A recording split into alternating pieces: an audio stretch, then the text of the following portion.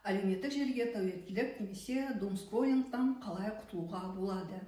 Думскроллинг дегеніміз не? Соған бірінші анықтама беріп кетейін. Бұл әлеуметтік желіде мақсатсыз, себепсіз уақытыңыздың бәрін босқа өткізу. Ол жерде ленталар бар, негативті ақпараттар бар, біреудің өмірі бар деген сияқты осының бәрін үздіксіз қарап, кейде сол негативті ақпараттарды оқып, өзіңіз үрейге де кіріп кетуді айтуға болады. Бұның салдарын өздеріңіз білетіндей, өзіңіздің басты мақсатыңызды ұмытасыз, басты атқару керек жұмыстарыңызды да кейде атқармайсыз, ұйқыңыздың бұзылуы деген сияқты, прокрастинация деген сияқты осының салдарына алып келеді. Бұндай жағдайда не істеуге болады?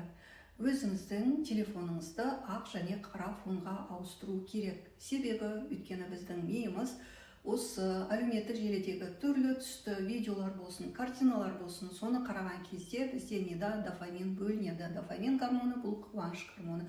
Оны көрген сайын ми сізді сол нәрсені қайта-қайта көруге итермелеп тұрады.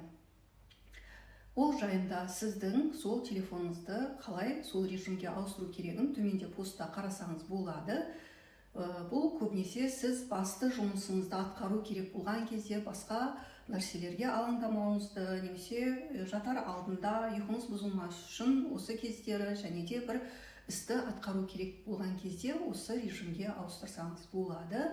Сондықтан жасаңыз, әлеуметтік желіге тәуелділігіңізден арылыңыз. Төмендегі постқа көріп оқыңыз және де достарыңызбен осы постпен бөлісіңіз.